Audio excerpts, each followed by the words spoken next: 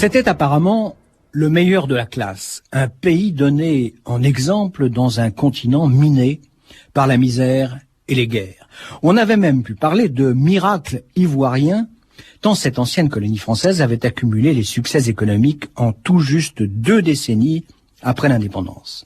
Et son président, l'homme qui personnifiait son pays, Félix Houphouët-Boigny, était présenté comme le sage de l'Afrique ou encore l'homme de la paix. On sait aujourd'hui ce qu'il en est.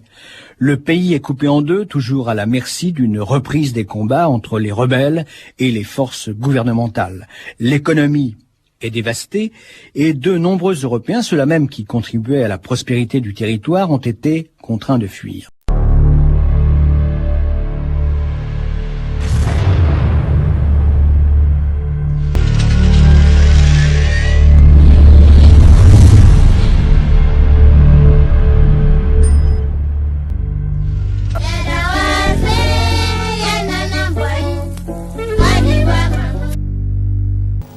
Alors, notre combat a été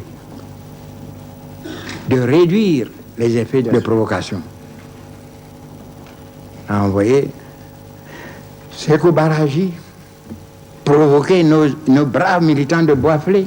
Ils ont répondu, on a tiré sur eux. Impunément. Ça a été le cas sur le marché de Séguéla. Impunément. Et j'ai dit non. Ce n'est pas le combat, le nôtre. D'abord, notre combat à nous est pacifique. Nous ne devions pas tomber dans des provocations. On dit, pourquoi ce combat était pacifique? Je tiens à vous le dire, sans rougir. Ça a dépendu beaucoup de moi. C'était en 1916 à Bingerville. Je venais de quitter Yamoussoukro pour l'EPS. J'ai perdu les miens. Mon père, mon oncle, à 10 ans, j'étais chef de famille, animiste. J'avais la garde de modestes biens qui m'ont laissé, mais aussi la garde de tous les fétistes qui accompagnent la chefferie. J'arrive à Bingerville, le père Gorgy m'entreprend, il me convainc et j'abandonne l'animisme, les fétiches. Et je me fais baptiser. 1 an plus tard. Je reviens à Yamoussoukro. Alors j'ai compris. Il y a dans cette salle des descendants des Gléglé. Il y en a un même qui porte le nom Gléglé ici. Il y a les descendants des Béhanzin. Il y a un qui était président du Bénin, ex-président du Bénin. Ils savent combien a coûté de vie humaine les sacrifices par une mauvaise interprétation de l'au-delà. Et j'ai pris, moi, la décision de ne jamais faire verser le sang humain. On en a trop versé dans ma petite famille et dans toutes les familles à Caen. Ni par moi, ni à cause de moi, en Côte d'Ivoire ou ailleurs dans le monde. Et j'ai appris. Et j'ai appris autre chose.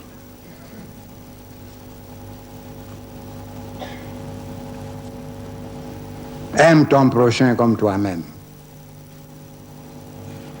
Il ne faut pas qu'on le récite du bout des lèvres.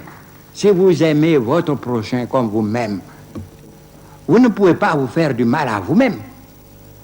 Vous ne pouvez pas vous satisfaire du malheur qui arrive à vous-même.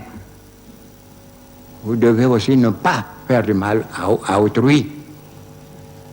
Vous ne pouvez pas vous satisfaire du malheur qui arrive à autrui. C'était notre philosophie à nous. Je l'ai trouvée grâce au révérend Père Gorgy, dont j'entretiens aujourd'hui la tombe à Bingerville. dans la lutte, quand elle était difficile, les gens de maison m'ont envoyé une délégation à Yamoussoukro, ici. On tue nos hommes, on tue nos frères, avec impunité. Nous venons vous dire que nous sommes décidés à faire mourir tous ceux qui tuent les nôtres. N'ont pas besoin de produits pharmaceutiques. Nous avons suffisamment de poisons discrets pour qu'en 48 heures, il n'y ait plus de blancs ici, dans le pays. J'étais très touché. J'étais le syndicat des gens de maison. Et je sais qu'ils ont assez de poisons. Discrets, mais efficaces.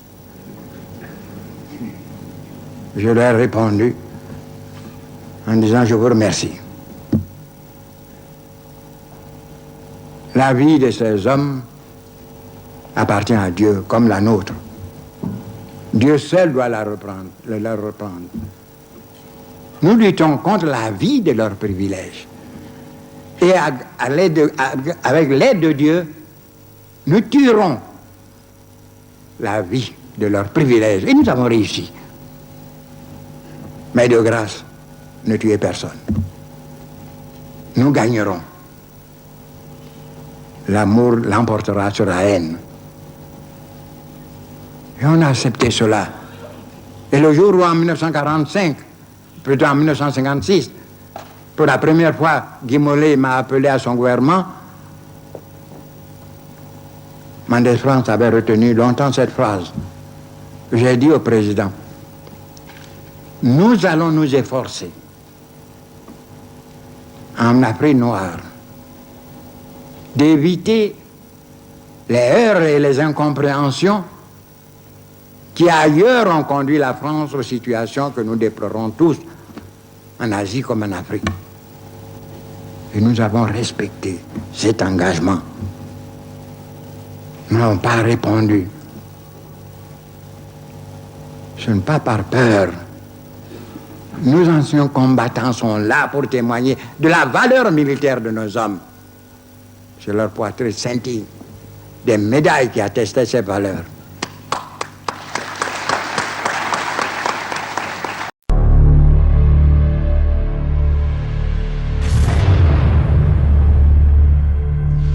J'ai demandé le rejet de cet amendement. J'ai déclaré que c'était constitutionnaliser la méfiance entre la France et nous. Ils vont attendre 5 ans ce que nous deviendrons, que sera notre comportement avant d'aller plus loin.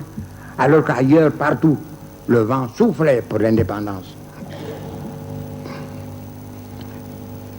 Il a interrogé, après suspension et à la reprise, il a interrogé un de mes collègues. Quel est votre avis? Il a dit: président, vous avez raison, mais le président aussi a raison. C'était un Normand qui a oublié de naître en Normandie. Je ne donne pas des noms. Guy Mollet immédiatement a pris la parole. Il a dit: sauf le respect que nous devons, c'est le président Houphouët qui a raison. Il ne faut pas constitutionnaliser la méfiance. Nous ruinons tout le beau travail que nous avons effectué avec ce texte pris par le MRP. Les amis de nos amis.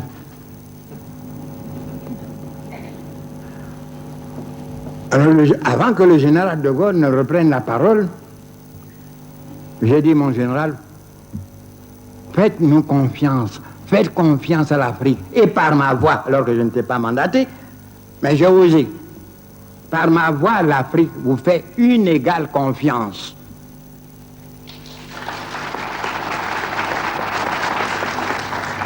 Et le général a dit: dans ces conditions-là, pourquoi ne pas inscrire l'indépendance dans le texte? À prendre à tout moment, selon le vote positif des assemblées nationales des territoires d'outre-mer. L'indépendance était là. ceux qui viennent nous parler des actions des jeunes étudiants, des travailleurs, qui prennent leur désir pour des réalités. Vous croyez que le général de Gaulle est l'homme capable de se soumettre aux injonctions des uns et des autres? Que représentaient les étudiants en ce temps-là en France? Rien. Ils ont le droit de parler, mais on ne prend jamais cela en considération.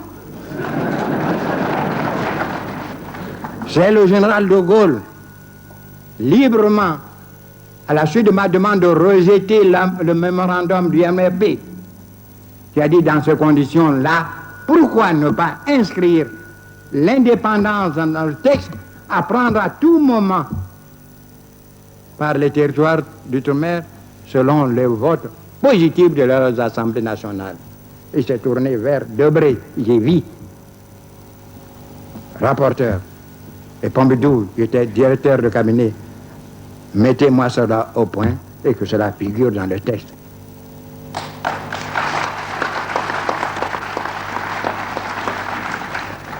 J'ai rencontré Feu Sékou Touré à Parana. Paix à son âme. Quelques 6 ans avant sa mort. C'était les retrouvailles fraternelles. On peut nous entendre uniquement parce qu'il m'avait demandé l'extradition de 4 Guinéens, j'ai refusé.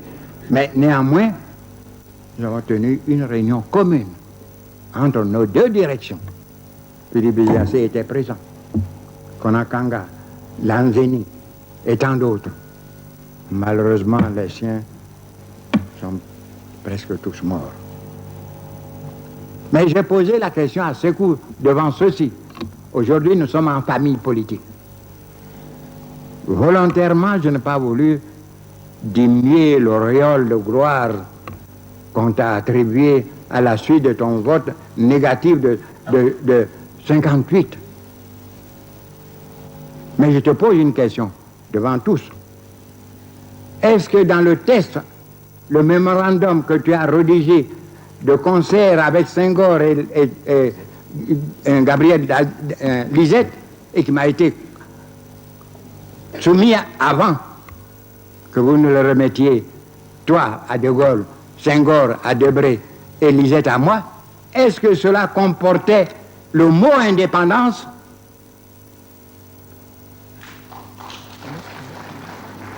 Il a baissé la tête. Il m'a dit non, il y avait une aspiration à l'indépendance. Je dis, quelle aspiration? Vous avez écrit aspiration à l'indépendance? Ce n'était pas sérieux. Je veux dire aujourd'hui la vérité. C'est moi qui ai fait que tu as pu passer indépendance 58. Si nous t'avions suivi, si nous avions rejeté la Constitution et suivi en cela par des gens qui se seraient empressés pour nuire au général de Gaulle de nous imiter, nous retombions dans la loi cadre et personne ne pouvait sortir indépendant. Mais c'est parce que j'ai fait voter la communauté qui porte en elle l'indépendance à prendre à tout moment que ton vote négatif était considéré comme celui qui sortait de la communauté. Voilà la réalité.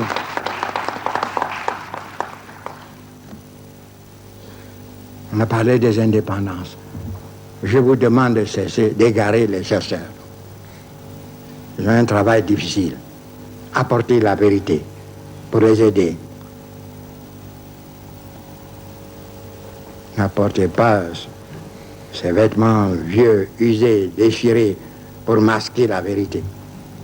Elle est belle, je le répète, mais toute nue. On nous a dit qu'il y avait des travailleurs, des ouvriers qui se sont réunis à Cotonou. Il y avait des partis, 10 partis indépendants, PAI. Ce sont des vues de l'esprit. Le général de Gaulle n'était pas homme à se soumettre à qui que ce soit, même pas en France, a fortiori ailleurs. L'indépendance était là. On n'a même pas eu à utiliser le vote. Et les gens n'ont pas compris. Pourquoi? Moi qui ai dit au général de Gaulle, devant témoins, faites confiance à l'Afrique en faisant sauter l'amendement. Et l'Afrique, par ma voix, vous fait une égale confiance. Et grâce à cette adresse au général, l'indépendance est insérée dans la loi de la communauté.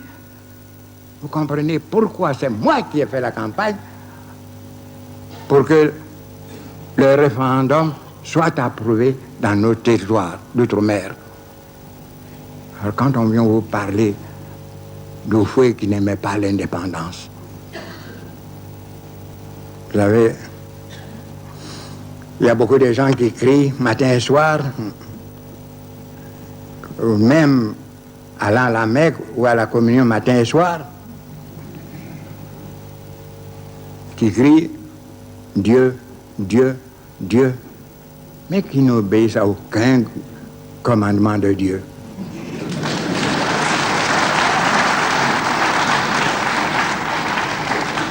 Il y en a par contre qui ne prononcent jamais ce nom, mais qui exécutent fidèlement le commandement de Dieu, qu'ils soient musulmans, qu'ils soient chrétiens, qu'ils soient juifs.